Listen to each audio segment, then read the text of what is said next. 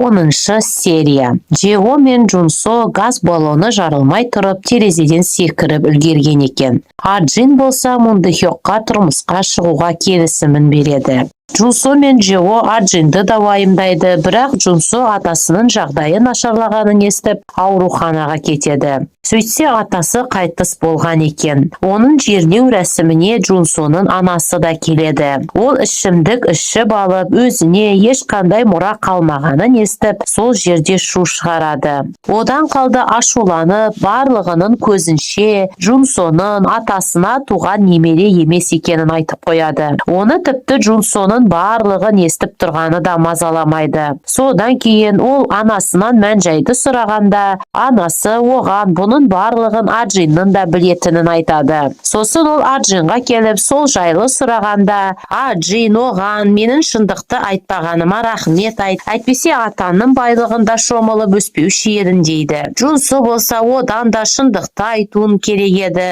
мен барлығына шыдаушы едім дейді. Сөйтіп Джин Мунды Хёктың үйіне көшіп келеді.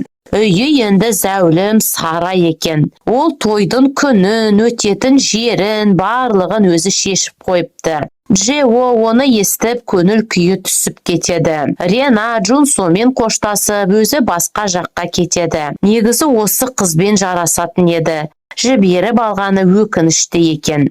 Джин Мунды Хёктың үйінде тұрып жатады. Бір күні ол бір кабинеттің кілтке жабық екенін көріп қызығушылық танытады. Бірақ ол жерге ешкімге кіруге болмайды екен. Джин сонда да қоймай Мунды Хёкқа сол жерді көруге рұқсат сұрайды. Мунды Хёкқа оның бұл әрекеті ұнамайды да, ол сөз арасында бұрынғы әйелінің баршылықты көтере алмай есі ауысып, қазір жындыханада жатқанын айтады. Солай ол Джинді біраз қорқытып, ойландырып қояды. Содан кейін Джинді бір түрлі қорқынышты сезімдер билей бастайды. Түнде ұйқысы дұрыс болмай мазасы кетеді. Сосын ол Джеоға Мунды Хёк жайлы біліп берсін деп өтініш жасайды. Джео болса, ол жігіттің басынан бастап ұнамағанын, не үшін оған тұрмысқа шыққанын сұрап ашуланып кетеді. Оның барлығын Мунды Хёк естіп отырады. Яғни ол Джиннің әр қадамын аңдып, әр сөздерін естіп отырады екен. Джиннің бұрынғы сыныптасы Сонхи Мунды Хёктың үйіне үй қызметшісі болып кіріп алыпты. Солай ол Джинді өлтірмекші болып, оған пышақпен атылады. Ол Джинді өмірін құртқаны үшін жек көреді екен. Бірақ Джин керісінше оның бетін тіліп жібереді. Оны Мунды Хёк көріп жайбарақат қарап тұрады. Солай 10 серия аяқталады. 11 серия.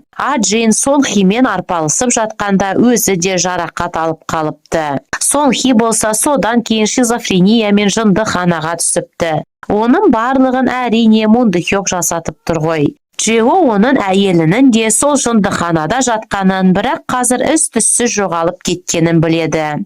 Джинді болса әлі де қорқыныш билеп жүреді. Содан ол тіпті жиі ішімдік ішетін болыпты. Солай оның кейбір өзінің жасаған әрекеттері де есінде болмайды. Бір күні ол ыдыстарды лақтырып, үйдегі жабық тұрған есіктің құлыпын сындырып, сол кабинетке кіріпті. Онда Мунды Хёктың бұрынғы әйелімен түскен суреттері бар екен. Және ол сол жерде оның сол әйелін де көргендей болыпты. Бірақ ол шын ба, әлде жай елес пе, түсініксіз. Бір күні оған Джео келеді. Сөйтсе ол Джеоны көмек сұрап өзі шақырған екен. Бірақ ол да оның есінде болмайды. Джео оған бұның барлығы Ды Хёктың кесірі, ол сені жынды қылады, онымен ажырас дейді. Джин болса, менің қазіргі жағдайда өмір сүріп жатқаным соның арқасы. Ажырассам өмірімнің күл талқаны шығады деп ашуланып кетеді. Джео оған жаны ашып, ары қарайда көмектесе беретінін айтады. Сосын ол Джинда болып жатқан мәселелерді Джунсоға айтып, біз оған көмектесуіміз керек дейді. Бірақ Джунсо оның өміріне араласқысы келмейтінін айтады.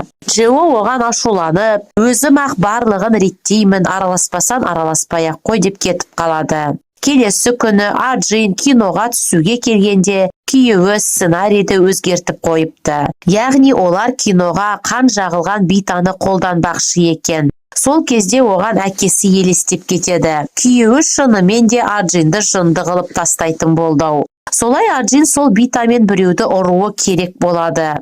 Ол бірнеше рет тырысса да оны ұру қолынан келмейді.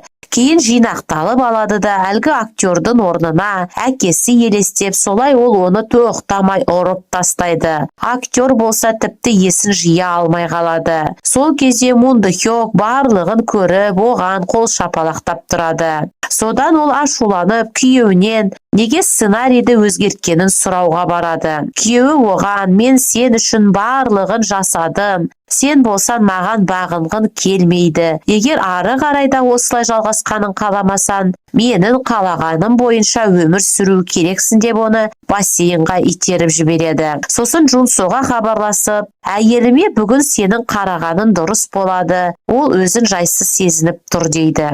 Джунсо әрине ойланбастан Аджинға келеді. Аджиннің болса әлі де қоятын түрі жоқ. Дэ Хёктың көзін құртып, оның орнын өзім алып аламын деп, Джунсодан тағы көмек сұрайды. Джунсо Аджиннің оған шамасы келмейтінін, барлығын тоқтатқаны дұрыс болатынын айтады. Солай Джунсодан көмек болмағасын ол Джеоға қоңырау шалады. Джео оған: мен саған әр қашанда көмектесуге, кез келген бұйрығыңды орындауға дайынмын дейді. Кейін Аджин өз-өзіне келіп, дым болмағандай күйде жүреді. Сөйтсе алдындағы болған жағдайлардың ешқайсысы оның есінде жоқ екен. Дэ Хёк оның шын есінде жоқ па, әлде өтірік істеп тұрма, түсінбей қалады. Джео Дэ Хёктың бір адамын ұстап алып: енді мен сендердің сазайларыңды танытам, қара да тұрыңдар деп айтып кетеді. Ол адам Дэ Хёкқа хабарласып, оны айтқанда, Дэ Хёк оған Джеоның көзін құртсын деп бұйырады. Солай Джеоны оның адамдары қуып соңына түседі. Ол жалғыз өзі оларға қарсы шығуға тырысқанымен, бәрібір оларға күші жетпей, ақыры олар оны биіктіктен құлатып жібереді. Аджин болса киноның соңғы түсіріліміне түсіп жатады. Солай 11-ші серия аяқталады. 12-ші серия. Джео әлгі жерге камера қойғызып қойыпты.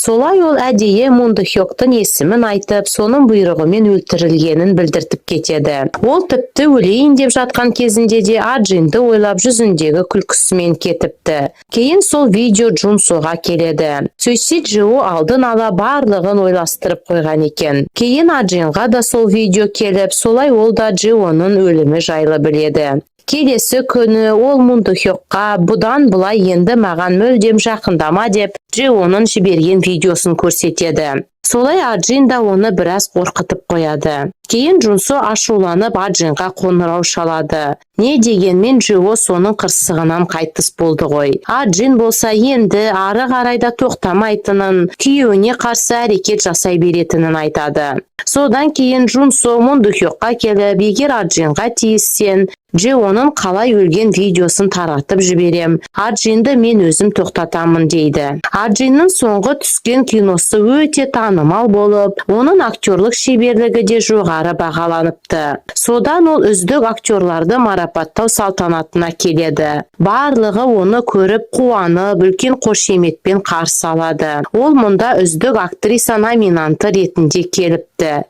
Солай марапаттау рәсімі басталады. Бірақ Джунсо бар шындықты айтып, документалдық фильм түсіріп, соны тікелей эфирға шығартады. Онда Сон Хи Инганның інісі, тағы да басқа оны танитын адамдар сұхбат беріп жатады. Пэк Аджин болса шынымен де үздік актриса ретінде анықталыпты. Ол мәз болып кубогын алып сөз сөйлеп тұрғанда, залда отырғандар телефоннан әлгі видеоны көріп шулап кетеді. Кейін Пэк Аджин залдан шығып өзі де сол интервьюді көреді. Онда Джунсо Аджиннің әкесін өлтіртуі үшін бастығын пайдаланғанын айтып жатады.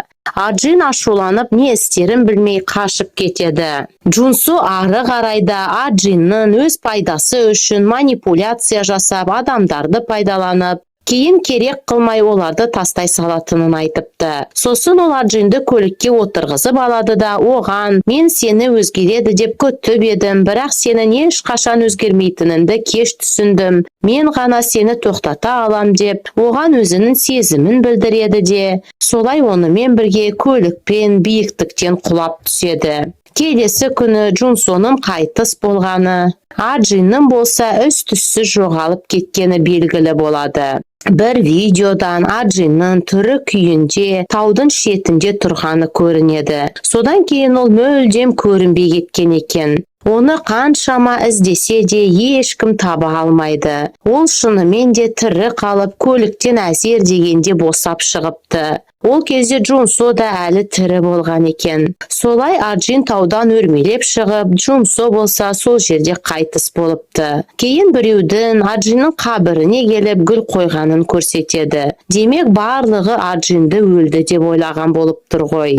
Oğan kelgen qiz Ajinning o'zimi, әлде boshqa birovmi, ol belgisiz bo'lib qoladi. So'g'an qaraganda ikkinchi sezon bo'lатын sekildi. Sizler qalay o'ylaysizlar, o'z o'ylaringizni yoza ketingizlar. Kelesi videomizga дейін qo'sh sog' bo'lingizlar. Kanalimizga tirkelib, like bosib, qo'llab ketingizlar.